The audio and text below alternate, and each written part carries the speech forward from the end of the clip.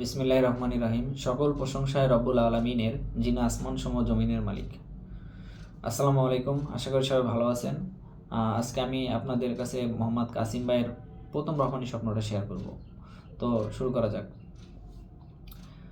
মোহাম্মদ কাসিম ভাই বলেন, 1980 বা 1981 সালে 4 বা 5 বছর বয়সে প্রথমে রহমানি স্বপ্ন দেখা শুরু হয়। 5 বছর বয়সে আমি স্কুলে যাওয়া শুরু করি এবং যখন আমি প্রথম স্কুলে স্বপ্ন দেখি তখন স্কুলে যাওয়া শুরু করিনি। তাই আমি ধারণা করছি 4 বা 5 বছর বয়সেই প্রথম রহমানি স্বপ্নটা দেখি। ছোটোবেলায় গ্যাসের বেলুনের প্রতি আমার অনেক আগ্রহ ছিল এবং আমি সেগুলো কিনতাম এবং আকাশে ছেড়ে দিতাম। এই স্বপ্নে আমি বাড়িতে ছিলাম এবং বড় ভাই জাবেদ বাইরে থেকে এসে আমাকে বলল, বেলুনওয়ালা এসেছে, সে চলে যাওয়ার আগেই তুমি তোমার বেলুন কেনো, না হলে তুমি কান্নাকাটি করবা। আমি আম্মার কাছ থেকে টাকা নিয়ে বাইরে গেলাম এবং বেলুনওয়ালাকে একটি গ্যাস বেলুন দিতে বললাম।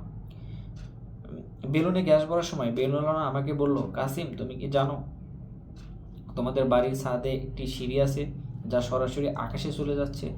আমি অবাক হলাম এবং একটি উত্তেজিত অনুভব করলাম, কারণ আমি জানতে চাইলাম যে বেলুনগুলো হাত থেকে ছেড়ে দেওয়ার পর আকাশে কোথায় যায়।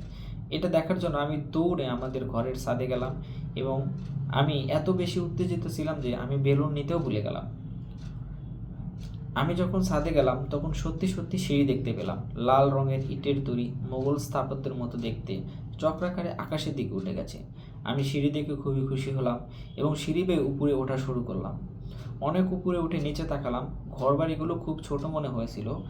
এগুলো দেখে আমি বেশ খুশি হলাম এবং আমার খুশি বাড়তে থাকলো, যেন তা শেষ হবার নাই। আমি আরও উপরে উঠলাম এবং মেঘ দেখতে পারলাম।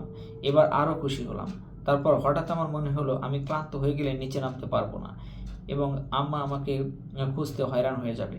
তারপর আমি বললাম, আমি ক্লান্ত হইনি, ক্লান্ত হলে আমি নিচে নেমে যাব। এরপর আমি আরও উপরে উঠলাম। হঠাৎ আমার মনে হলো এই সিঁড়ি সরাসরি মহাবিশ্বের মালিক আল্লাহর কাছে যাচ্ছে। অত্যন্ত খুশি ও আনন্দে আমার মন ও শরীর শিহরিত হলো। আমি সর্বশক্তি দিয়ে উপরে উঠতে থাকলাম, যেন তাড়াতাড়ি মহান আল্লাহ তাআলার কাছে যেতে পারি। স্বপ্ন এখানে শেষ হলো। আল্লাহ হাফেজ।